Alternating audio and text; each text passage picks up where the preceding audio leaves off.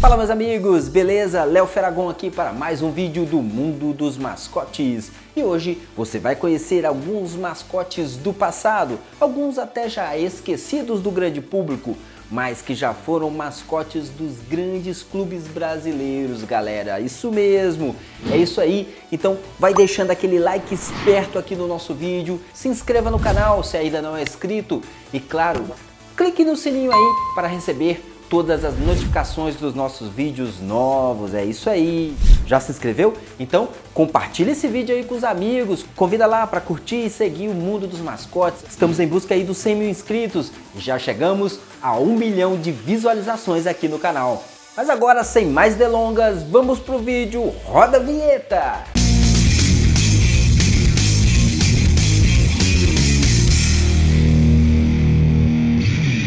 É isso aí, galera, vamos apresentar agora para vocês então alguns mascotes do passado e alguns até já esquecidos. Vamos começar então com os times do Rio de Janeiro, isso mesmo, os times cariocas.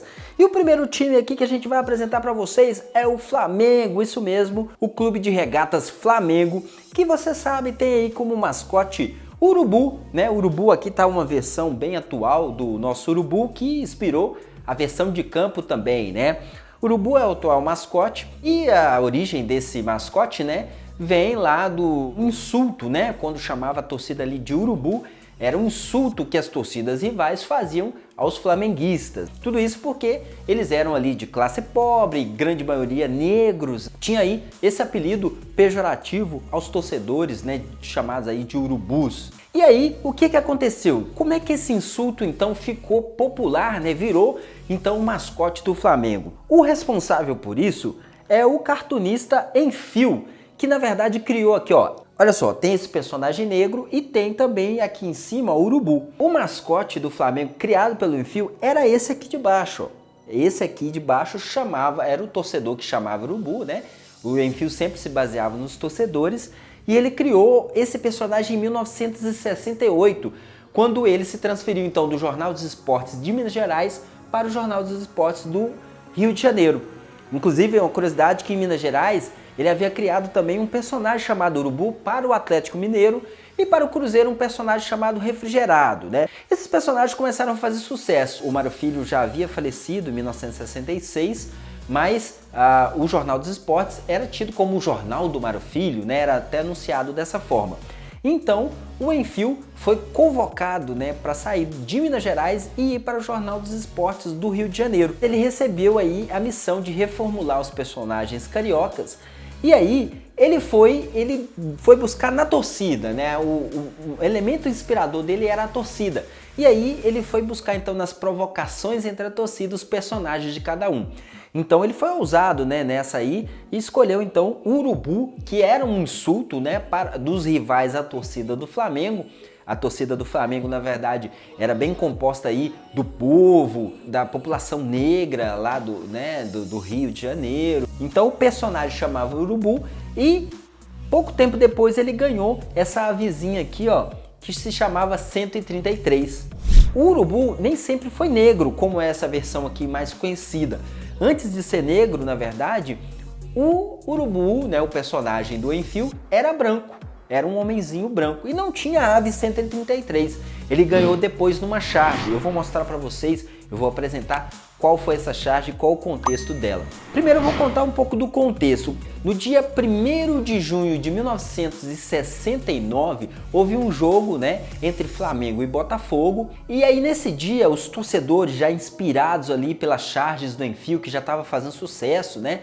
Os torcedores que tinham então o urubu como insulto, já começavam a adotar, né, essa ideia do urubu como um símbolo positivo, até para poder se vingar ali dos rivais. Então, alguns torcedores levaram o urubu para o estádio, né, levaram um urubu que eles pegaram num lixão e amarraram nele uma bandeira do Flamengo. E na hora do jogo entre Flamengo e Botafogo, eles soltaram esse urubu. E, né, como o povo brasileiro é bem supersticioso, naquele dia o Flamengo ganhou de 2-1 do Botafogo e o urubu deu as voltas ali no estádio, né? Foi até difícil de capturar esse urubu. Então, por essa vitória aí, aquele símbolo acabou pegando, né? Ele já estava caindo no gosto da galera, foi uma ideia realmente do Enfield, pegar isso aí e transformar no mascote, num personagem, mas a galera deu aquele impulsionamento para que o símbolo realmente pegasse. E aí o que aconteceu? Alguns dias depois, né, o Enfield publicou essa charge aqui, ó, que foi uma charge publicada no dia 10 de junho de 1969. Então, 9 dias depois ali do jogo do Flamengo e Botafogo, o Enfield publicou essa charge que mostra exatamente como é que o torcedor, como é que o personagem dele, que era branco, acabou ficando negro. Então, olha só, nessa primeira charge aqui, ó, ele fala que não tá se sentindo muito bem. Esse aqui é o personagem do Flamengo, que era um personagem branco, conversando com o personagem do Vasco. Já já vocês vão conhecer também. Mas aí, o que aconteceu? Houve uma explosão, os personagens de Vasco e Fluminense se assustaram e de repente sai então o Urubu, já negro, e com um mascotinho aqui que era o próprio Urubu, né? Eles se assustam aqui e aí há uma explicação, né, que o Enfield colocou aqui no balãozinho, que é o seguinte: acalmai-vos, irmãos, sou Urubu, apenas sofri a ação da evolução histórica. O boneco anterior carecia de uma autenticidade. O Enfield notou que tinha essa questão, né, da torcida do Flamengo ser insultada, mas depois ter adotado o símbolo, né? E ele viu que um personagem negro tinha muito mais força e era muito mais autêntico para representar o Flamengo, né? A grande torcida do Flamengo. Então por isso ele mudou, né? E então o torcedor, né, o mascote do Flamengo, feito pelo Enfield, passou a ser esse personagem negro que ganhou a ave, que era o urubu, né, chamada 133. Eu não sei porquê, né, o Enfield deu esse nome para a ave do urubu, né, 133. Eu até recentemente pensei que fosse algo ligado às tirinhas, né, porque ele começou a nomear os episódios, né, e só que eu descobri que 133 era um episódio que vai um pouco depois, né, sei lá, algumas semanas depois a esse ocorrido, então eu não sei se tem a ver. Eu acho que foi mais algo aleatório mesmo. Tanto é que ele introduziu depois um personagem chamado 132, depois surgiu um personagem chamado 9000 e tanto, que era um urubu gigante, enfim, eu acho que eram números aleatórios. Mas aí aconteceu dessa forma, né? Foi assim que o Enfield trocou o personagem dele, que era branco, para um personagem negro. Mas antes disso, o Flamengo teve outro mascote que também pode estar esquecido aí de muito torcedor, alguns nem conhecem. Vou apresentar para vocês. Olha só, era o Popeye. O Popeye foi o primeiro mascote do Flamengo. Ele foi criado em 1944, agosto de 1944, pelo cartunista Lorenzo Molas, né, que era um cartunista argentino. E outra coisa interessante também, que eu descobri recentemente, foi o contexto de como o Molas foi contratado, né? Alguns pesquisadores, há vários anos eu conversei com eles, né? Inclusive um historiador, o Flávio Pessoa, eu conversei com ele que estuda bastante os mascotes do Enfield e do Lorenzo Molas. Ele também não sabia por que o Lorenzo Molas havia sido contratado, né? Recentemente eu achei uma notinha no Jornal dos Esportes, né? Em 1966, ou seja, no mesmo ano que o Mário Filho faleceu, né? Eu achei ali uma notinha no jornal explicando o motivo. Bem, o Mário Filho, né, quando ele assumiu ali o jornal, ele queria dar uma cara nova pro jornal, né? O pai dele até então comandava. E quando ele passou a assumir o jornal, ele queria dar uma cara nova ali, uma estética nova para o jornal. Então ele pediu ao cartunista Guevara, que era um cartunista argentino, atuava aqui no Brasil já, com boas ideias e tal, ele pediu que ajudasse ele a dar essa reformulação. Só que o Guevara, ele tinha ali já um vínculo com o jornal Última Hora. Então ele, né, disse ao Mário Filho que iria ajudá-lo, mas que não poderia ajudar diretamente, que ele ia indicar um amigo então para que ajudasse o Mário Filho. E aí ele indicou então o Lorenzo Molas, que é um cartunista argentino, e o Mário Filho então pediu que o Lorenzo Molas embarcasse para o Brasil, e aí ele junto com o Lorenzo Molas ali, dando ali alguns significados dos clubes, falando um pouco das características de cada clube carioca, o Lorenzo Molas acabou então criando os primeiros mascotes cariocas em 1944. Então foi um achado recente aí que eu descobri no Jornal dos Esportes, explicando aí esse motivo de por que o Lorenzo Molas veio para o Brasil. Então o Popeye, né, era o mascote do Flamengo. Claro, a origem aí tem a ver com a característica do Flamengo, que era bastante forte na época, que era de ser também um clube de regatas, né, que é aquele esporte praticado ali no mar, né, com os atletas no mar, na embarcação. E o Molas então teria escolhido aí o Popeye para representar o Flamengo, né, que era um marujo, né? O Popeye era um marujo e então poderia representar aí o Flamengo, seja na terra, seja no mar, né? Vencer, vencer, vencer, Flamengo até morrer. Vamos então falar do Fluminense, isso mesmo, o Fluminense, outro time carioca. Olha só, atualmente o Fluminense ele tem como mascote o Guerreirinho, né? O guerreiro, esse símbolo, né? Veio ali uma ocasião onde o Fluminense estava aí prestes a ser rebaixado no Campeonato Brasileiro e aí ele precisava, né, daquela força e ele conseguiu então no último jogo não ser rebaixado. E então a expressão time de guerreiros acabou pegando e a equipe de marketing resolveu apostar nessa ideia aí do guerreiro porque eles já estavam um pouco saturados com o mascote anterior. Bem, você que acompanha aí o mundo dos esportes, talvez saiba, não está tão esquecido assim o mascote anterior. Durante muito tempo, desde o início, né, até aí o início dos anos de 2010, o mascote anterior era esse aqui, ó. Era o Cartola, isso mesmo. O Cartola, essa aqui é a primeira versão do Cartola, né? Feita pelo Lorenzo Molas, o argentino, em 1944. E desde aquela época até agora, por volta dos inícios de 2010, da década aí de 2010, o Cartola continuou sendo o mascote do Fluminense, ok? Então, tinha tudo a ver ali no início, né?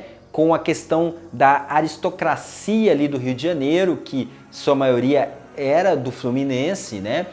Então eles vestiam cartola, o fraque, a bengala aqui, né? Então o Fluminense era um clube aí frequentado pela elite, né? A maioria aí dos seus jogadores era elite e depois, claro, quando o futebol foi se popularizando, o Fluminense acabou ganhando outros jogadores, né, da classe mais popular. Inclusive, esse aqui era o personagem que foi posterior, né, ao Cartola, que também durante um tempo serviu como mascote do Fluminense, que foi criado pelo Enfio, né? Foi criado pelo Enfio aí em 1968 ou 69. E aí o Enfio então criou o pó de arroz, baseado também numa provocação dos adversários, né? Essa expressão ela teria pegado aí como uma provocação para o Fluminense, porque o Fluminense era um dos clubes aí, de acordo com alguns historiadores, que obrigavam, né, os jogadores de pele mais escura, mulatos, negros, a colocar ali o pó de arroz para poderem ficar mais brancos, mais apresentáveis aí a torcida, né, de um modo geral, principalmente a torcida da elite, né? Então isso outros times faziam também, mas de acordo com alguns historiadores, o Fluminense meio que obrigava ali os jogadores. Então ele ganhou aí esse apelido de pó de arroz, ok? E esse era o nome do torcedor que representava o Fluminense aí, feito pelo Enfio, beleza? Vamos então para mais um time, vamos falar agora do Vasco da Gama, né? O Vasco da Gama não poderia aí ter outro mascote, né? Pelo próprio nome do clube, ele teria que ter então como mascote o próprio Almirante Vasco da Gama. Isso aconteceu desde o início. Esse aqui, por exemplo, é uma das versões recentes, né, do Almirante do Vasco, mas eu vou mostrar para vocês aqui, ó, a primeira versão do Almirante, que foi essa aqui, ó, um pouco mais rechonchuda, né, um pouco mais gordinho ali, com bastante medalhas. O Vasco nessa época era inclusive conhecido como Expresso da Vitória também, então era um time que ganhava muitos títulos aí. Então aqui, ó, o Lorenzo Molas retratou o torcedor, né, o mascote aí do Vasco da Gama com bastante medalhas aqui, com muitas vitórias, né? Então essa aqui era a versão criada pelo Lorenzo Molas, o argentino, em 1944. E eu vou mostrar para vocês uma versão que foi do Enfio, que é essa aqui, ó, que é o Bacalhau, né? Mais um apelido provocativo dos rivais que o Enfio escolheu para então nomear o torcedor, né? O mascote aqui do Vasco da Gama, que era o Bacalhau. Esse era o personagem aí escolhido pelo Enfio, também criado ali em 1968 ali pelo Enfio. Vamos então de mais um time, vamos falar do Botafogo, né, do Rio de Janeiro. Olha só, esse é o mascote, é o atual mascote do Botafogo, que é o cão Biriba, né? E qual que é a história do Biriba? Você já conhece? É uma história famosa. Bem, o que aconteceu foi o seguinte, em 1948, né, o Botafogo estava lá estreando no Campeonato Carioca, ele jogou o primeiro jogo contra o São Cristóvão e perdeu de 4-0, né? Foi aquela goleada, um time menor ganhando ali do Botafogo, né, por 4-0, realmente foi uma lavada. E aí, o que aconteceu? No jogo seguinte, o zagueiro Macaé, ele acabou encontrando lá próximo à casa dele um cachorro preto e branco, as cores do Botafogo, ele logo pensou, e esse cachorro estava sendo um pouco maltratado lá pela vizinhança e ele então levou para o clube, já com essa justificativa de que ele poderia dar sorte ali para o clube. E por incrível que pareça, esse cachorro, né, que foi então nomeado de Biriba, ele não tinha nome, então foi nomeado de Biriba, ele acabou dando sorte ali para o clube e o clube ganhou e na verdade não perdeu mais. Depois daquele primeiro jogo contra o São Cristóvão, o Botafogo não perdeu mais e ganhou o campeonato de 1948. E claro, né, o povo brasileiro, sempre bastante supersticioso, a torcida logo atribuiu essa vitória ao cão Biriba, que ficou muito famoso e virou já um mascotinho vivo naquela época e hoje é um mascote simbólico do time, né? Escolhido até há alguns anos, né? Ou seja, revivido aí essa história há alguns anos, porque o Botafogo teve outros mascotes também ao longo do tempo. Eu vou apresentar aqui para vocês, olha só. Esse aqui, ó, é o Manequinho, né? Que foi um mascote aí anterior ao cão Biriba, que bastante usado também nos álbuns de figurinha e tal, e ele é inspirado numa estátua da Bélgica, né, o Mannequin da Bélgica, que tem uma versão aqui no Brasil também, né, ali no bairro do Botafogo. E aí, inclusive, em uma das vitórias do Botafogo, a galera acabou vestindo, né, essa estátua com a camisa do Botafogo e por isso o símbolo pegou, né, essa aqui é a versão do Ziraldo, e o símbolo pegou, né, e acabou durante muitos anos aí servindo como o mascote do Botafogo. Mas anterior a esse mascote temos outro que é esse aqui, ó. Esse é o Cri-Cri. Esse é o Cri-Cri, o mascote que simboliza, né, o Botafogo. Por que esse nome? Esse nome na verdade foi uma sugestão dos leitores do Jornal dos Esportes, né, ao cartunista Enfio, que criou um personagem também que era bastante questionador ali, bastante encrenqueiro, mas ele não tinha um nome para ele definido ainda, ele não sabia como chamá-lo, então ele fez a pesquisa, né, fez ali o concurso e acabou vencendo o nome Cri-Cri, né, que significa aí aquela pessoa que é chata, né, e esse era o perfil do personagem, bastante chato, né, os rivais dizem que são os torcedores botafoguenses. Eu não sei, né? Será que são mesmo? Deixa aí nos comentários se você concorda ou discorda dessa afirmação aí. Mas esse era a versão do Enfio lá que surgiu em 1969, mais ou menos. Eu acho que foi isso, 1969. Bem, mas vamos conhecer então qual foi a primeiro mascote, a primeira versão aí do mascote do Botafogo, que talvez já esteja esquecido, talvez você não conheça, vamos ver? Temos então o Pato Donald. Foi o primeiro mascote do Botafogo, isso mesmo, olha só que bacana. E perceba que o motivo, né, da escolha do Pato Donald foi justamente a característica do Botafogo de sempre questionar, de sempre esbravejar ali, né, de ser um time difícil de lidar, né, ali junto à federação, junto aos demais clubes. Então o Lorenzo Molas, né, acabou optando aí pelo Pato Donald para poder representar aí o Botafogo, né? Tá vendo que ele tá esbravejando aqui e tal. Então esse foi o motivo aí do Pato Donald ser escolhido, né? O Botafogo também tinha um clube de regatas e aí, quer dizer, também justificava o fato do Pato Donald ser um marinheiro, né? Também, então foi um símbolo aí muito bom, muito perfeito aí que o Lorenzo Molas escolheu para o Botafogo, beleza? É isso aí, então vamos para mais um clube carioca, vou mostrar aqui para vocês, ó. Vamos falar um pouco do América do Rio de Janeiro, um time que não está tão em evidência atualmente, mas que já foi um time tradicional aí do Rio de Janeiro, e eu resolvi colocá-lo ele aqui junto aos demais porque ele tem um mascote curioso também, né?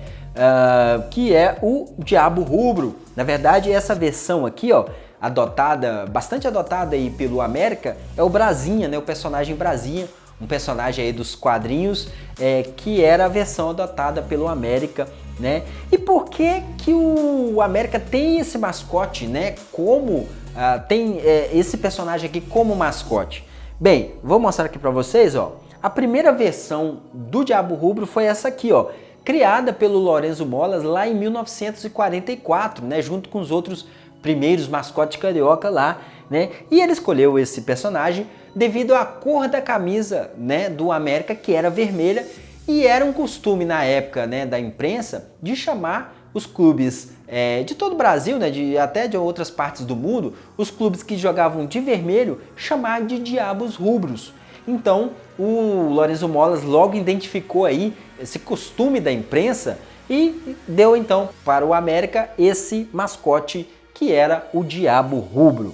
Bem, vou mostrar para vocês, o América teve outro mascote também, foi o Gato Pingado, tá vendo? Esse aqui é o Gato Pingado, que era um mascote sugerido aí pelo Enfio, né? E claro, não precisa nem explicar o motivo de ser o Gato Pingado, claro, o Enfio achava, notou, observou que a torcida do América era bem pequena ali em relação às outras grandes do Rio, então falou que era um punhado de gato pingado, né? Essa foi a justificativa aí para o Enfio escolher este personagem, de novo acessando ali uma provocação dos rivais para com o América do Rio de Janeiro.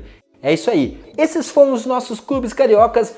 Se você gostou, deixa o seu like, é muito importante aí você deixar o seu gostei no nosso vídeo e também, claro, se inscrever no canal, galera. Vamos lá, rumo aos 100 mil inscritos, então se inscreve aí, compartilha com a galera, convida seus amigos aí para se inscrever no canal. Te espero no próximo vídeo do Mundo dos Mascotes. Tchau!